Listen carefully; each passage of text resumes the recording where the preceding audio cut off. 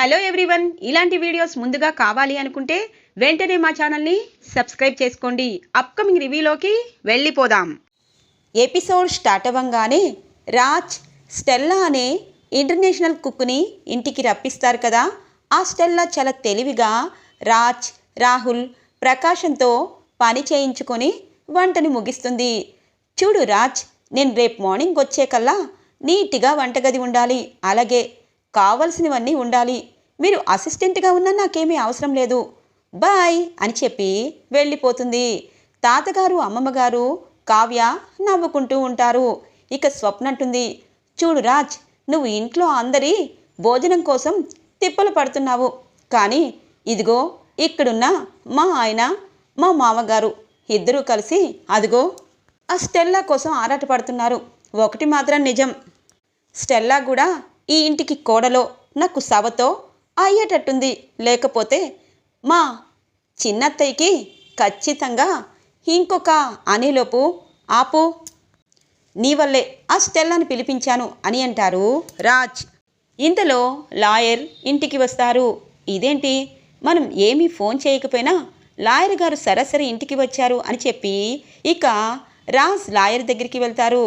Sir, మీకా sir, Subhash సార్కి వచ్చింది అని అంటారు లాయర్. నాకా అని చెప్పి తీసుకునేసరికి ఇక కావ్య, అయ్యో ఏదో కంపెనీ కోసం అయ్యుంటుంది మావయ్య గారు, ఎందుకు టెన్షన్ పడుతున్నారు అని అంటారు కావ్య. ఇది నోటీస్ సార్, ఇది మీ భార్య మీకు నోటీస్ ఇచ్చారు అని అంటారు లాయర్. మా మమ్మీ మా డాడీకి నోటీస్ ఇచ్చారా అని చెప్పి రాజ్ ఆ నోటీస్ని చదువుతారు. ఒక్కసారిగా షాక్ అవుతారు. ఇక సుభాష్కి అపర్ణాదేవి విడాకులు నోటీస్ పంపిస్తారు. ఇక సుభాష్ ఒక్కసారిగా రాజ్ వైపు చూస్తారు. లాయర్ చెప్తారు, మీకు నోటీస్ అందింది కాబట్టి రిటర్న్ నోటీస్ మీరు వేయాలనుకుంటే వేయచ్చు, లేకపోతే వారం రోజుల్లో కోర్టుకు మీరు హాజరవ్వాలి అని చెప్పి వెళ్ళిపోతారు. ఇక కావ్య వైపు చూస్తారు రాజ్. ఇదంతా నీ వల్లే, మా మమ్మీతో ఎన్ని డ్రామాలు ఆడిస్తారు, నువ్వు మీ అమ్మ మా మమ్మీని ఎంతకాలం నీ వైపు తిప్పుకుంటారు, మా డాడీకి విడాకులు నోటీస్ దాకా వచ్చింది అని అంటారు రాజ్. ఆపు రాజ్, ఇంకా కావ్య గురించి మాట్లాడడం ఆపు, ఇదంతా నీ వల్లే వచ్చింది. నేను అపర్ణ ఎన్ని అడ్డంకులు వచ్చినా ఆఖరికి నేను తప్పు చేసినా నన్ను పెద్ద మనసుతో ఒప్పుకుంది, కానీ నీ వల్లే అపర్ణ అక్కడికి వెళ్ళి నాకు విడాకులు ఇస్తానంటుంది. ఈ వయసులో అపర్ణ లేని జీవితం నాకు అవసరం లేదు, ఖచ్చితంగా మా ఆవిడ నాకు కావాలి, నా భార్య నాకు కావాలి. నీకు భార్య ఎంత బాగా అన్నీ చూసుకున్నా భార్య గొప్పతనం నీకు తెలీదు. ఇప్పుడు కావ్య ఇదంతా చేసిందని పాపం అనవసరంగా తను అంటున్నావు. చూడు రాజ్, సీరియస్గా చెప్తున్నాను, అపర్ణ నోటీసు ఇచ్చిందంటే ఖచ్చితంగా తను విడాకులు ఇస్తుంది. అందుకే చెప్తున్నాను, మీ అమ్మ ఇంటికి రావాలి అని అంటారు.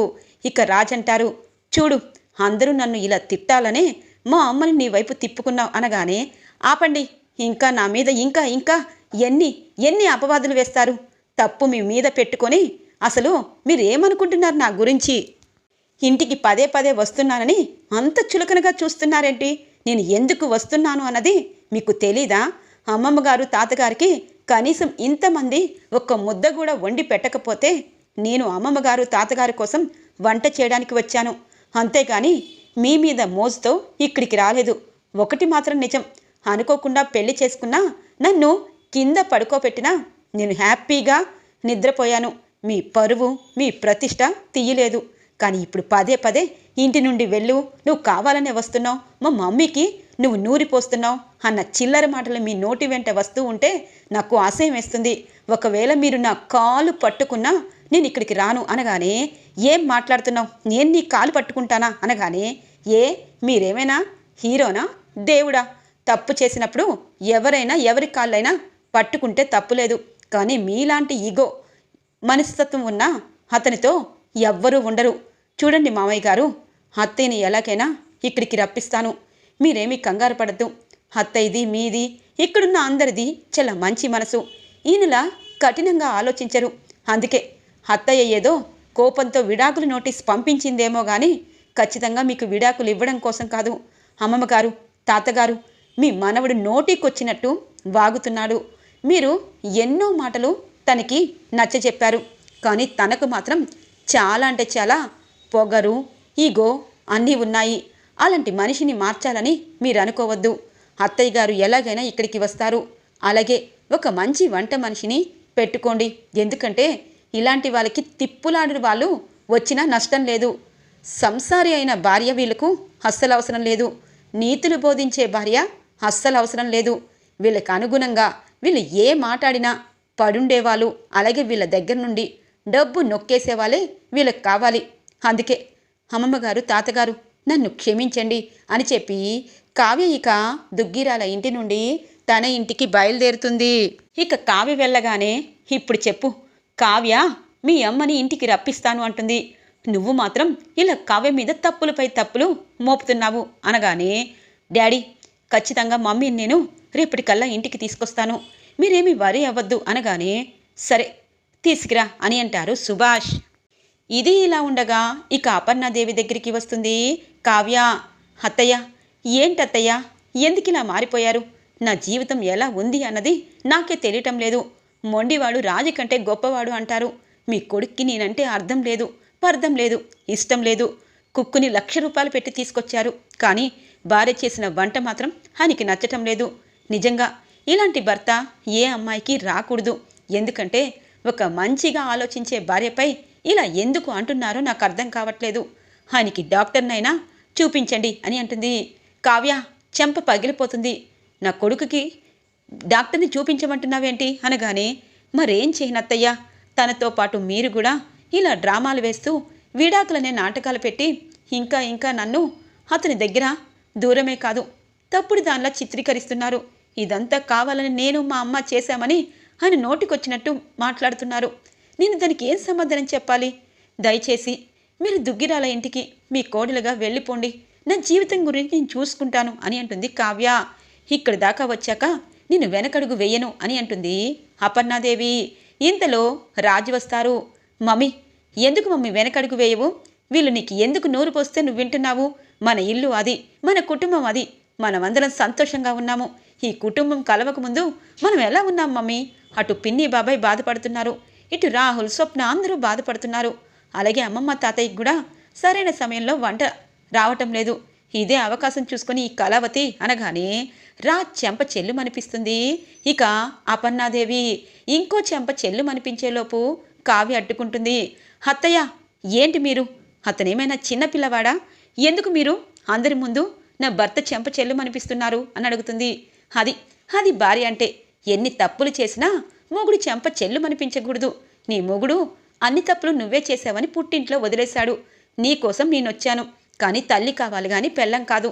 ఇదెక్కడ కొడుకో నాకు అర్థం కావట్లేదు. రాజ్, ఇప్పటిదాకా నువ్వు మారుతావేమో అనుకున్నాను. నువ్వు మారవని అర్థమైంది. నిజంగానే నీకు కూడా భర్త భార్య విలువ తెలియాలంటే మీ నాన్న కూడా నీలా ఒంటరిగా ఉండాలి. అతని బాధ చూసైనా భార్య అంటే ఏంటి అని తెలుసుకోవాలి. అందుకే ఇప్పుడు చెప్తున్నాను, నిజంగానే విడాకులు ఇవ్వాలనుకుంటున్నాను. విడాకులు ఇస్తాను. నా కోడలు ఇలా పుట్టింట్లో ఏ తప్పు చేయకుండా ఉంటే నేను నిజంగా తన తల్లినైతే ఇలాగే చేసేదాన్ని. అత్తని కాబట్టి ఇంకా మరీ ప్రతిష్టంగా చేస్తున్నాను అని అంటుంది అపర్ణాదేవి. సరే మమ్మీ, ఒక్కసారి రా అని అంటారు.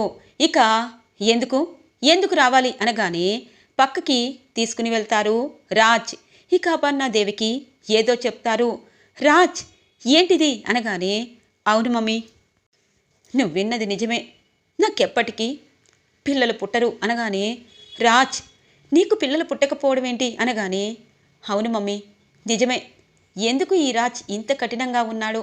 ఒకప్పుడు కళావతిని ఎంతగానో అర్థం చేసుకున్నాను. తను డిజైన్స్ వేస్తే మురిసిపోయాను. తను నువ్వు తప్పు పడితే నిన్ను కూడా నేను తప్పుగా మాట్లాడాను. తన్ని వెనకేసుకుని వచ్చాను. తను ప్రతి పనిలోనూ సిన్సియర్గా ఉంటుంది. మన కుటుంబం కోసం ఏదైనా చేస్తుంది. నేనంటే పంచప్రాణాలు.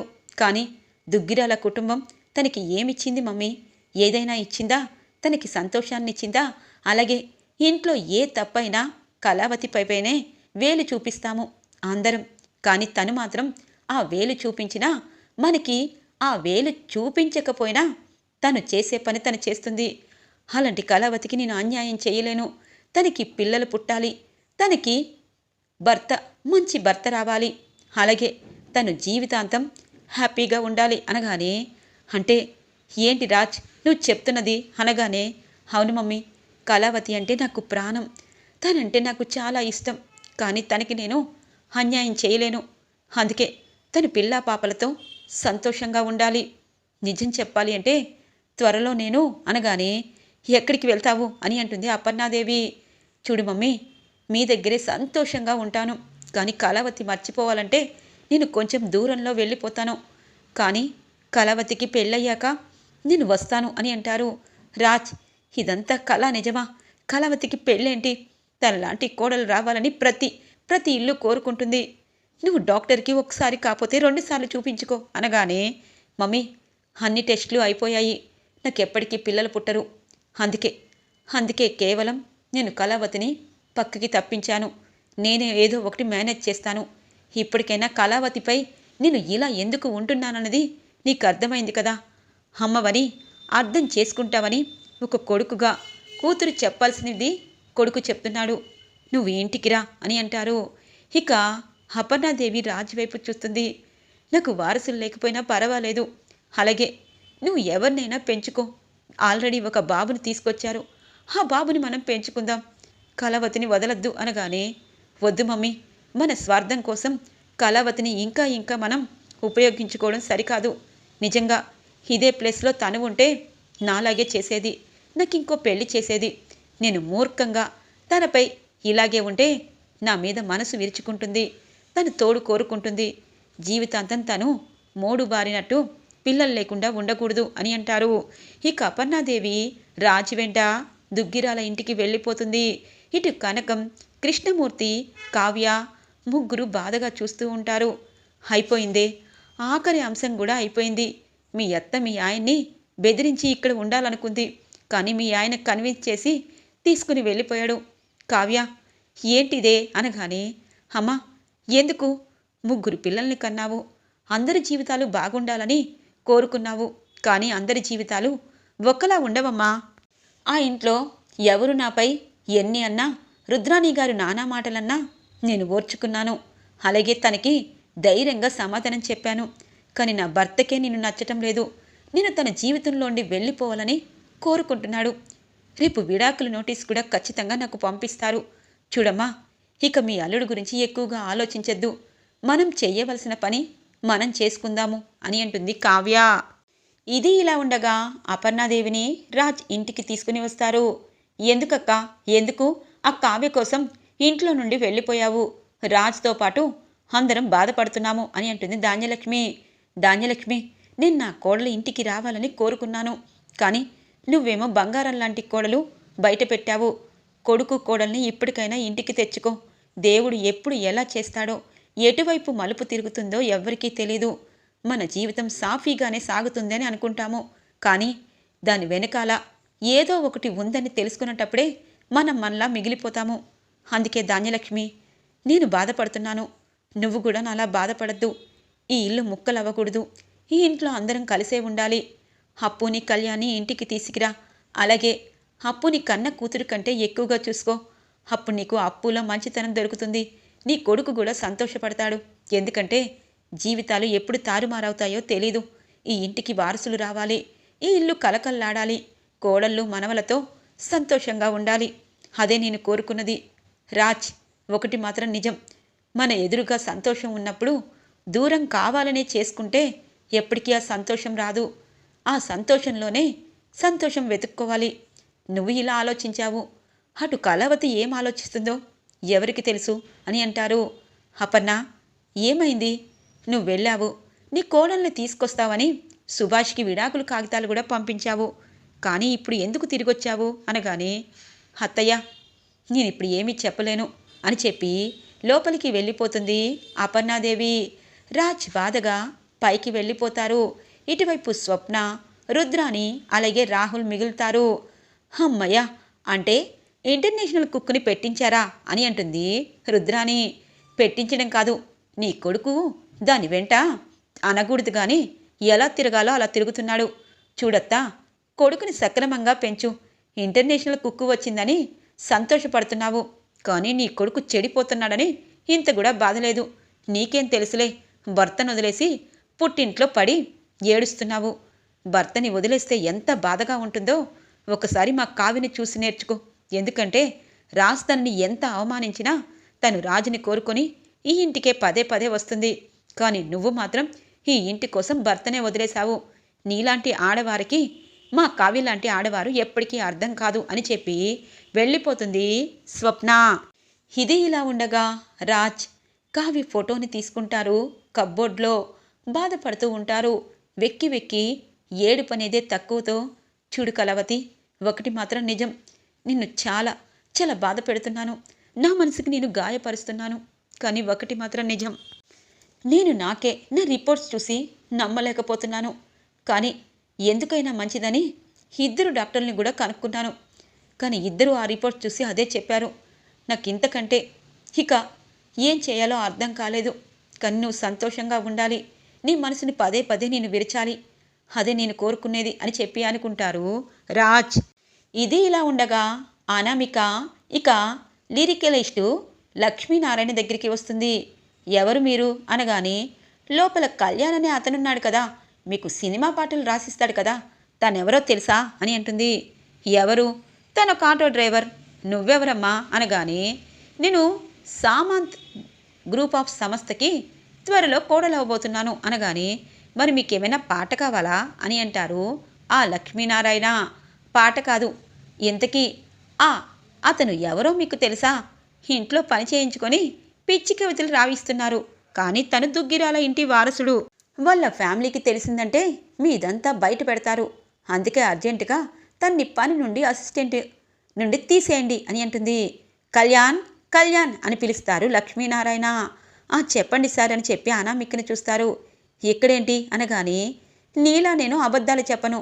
చూడండి, తను దిగ్గిరాల ఇంటి వారసుడు కాదో అవునో ఒకసారి తెలుసుకోండి అని అంటారు.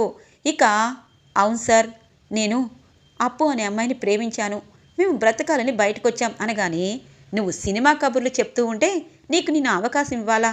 మీ తాతగారు పేరు స్వరాజ్ గ్రూప్ ఆఫ్ ఇండస్ట్రీ నాకు తెలీదా? ఇప్పుడు నావన్నీ నువ్వు లోగుట్లు తెలుసుకొని బయట అందరికీ చెప్పి నువ్వు కవిగా సినిమా డైరెక్టర్గా వెదగాలనుకుంటున్నావు. నువ్వు ముందు బయటికి వెళ్ళు. నువ్వు నిజంగా వాళ్ళ మనవడి కాకపోతే నీకు రేపే అవకాశం ఇచ్చేవాడిని. ఈ అమ్మాయి చెప్పింది కాబట్టి వింటున్నాను అని చెప్పి కళ్యాణ్ని బయటికి పంపించేస్తారు లిరికల్ రైటర్ లక్ష్మీనారాయణ. ఇక అనామిక బయటికి వస్తుంది. చూడు కళ్యాణ్, నీకున్న అవకాశాన్ని పాడు చేశాను. అప్పు నువ్వు నా ఇంటికి వచ్చి నాకే వార్నింగ్ ఇస్తారా? మళ్ళీ రోడ్డు మీద పడ్డాయి నీ బ్రతుకులు. ఈసారి ఆటో కాదు, రిక్షానే నీకు గతి అనగానే, ఛీ, నువ్వొక ఆడదానివేనా? ఒక కష్టపడే వాళ్ళని కిందికి తొక్కాలనే ఆలోచన ఎవ్వరికీ ఉండదు. నీలాంటి వారికే. ఒకటి మాత్రం నిజం, నువ్వు నాకు హెల్పే చేశావు. ఇప్పుడు నేను చేయవలసింది చేస్తాను. మీడియాలో నా టాలెంట్ని, సోషల్ మీడియాలో నా టాలెంట్ని నిరూపించుకుంటాను.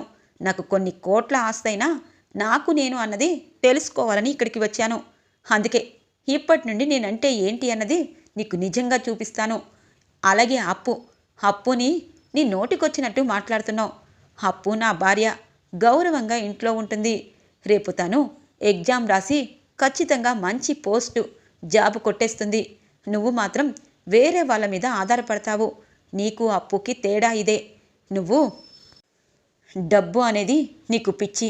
డబ్బు ఎవరి దగ్గర ఉంటే వాళ్ళ దగ్గరికి లేని ప్రేమ కారిపోతూ వెళ్తావు. అది నీ క్యారెక్టర్ అని చెప్పి కళ్యాణ్ అనామికకి వార్నింగ్ ఇచ్చి వెళ్ళిపోతారు. తెల్లగా తెల్లవారుతుంది.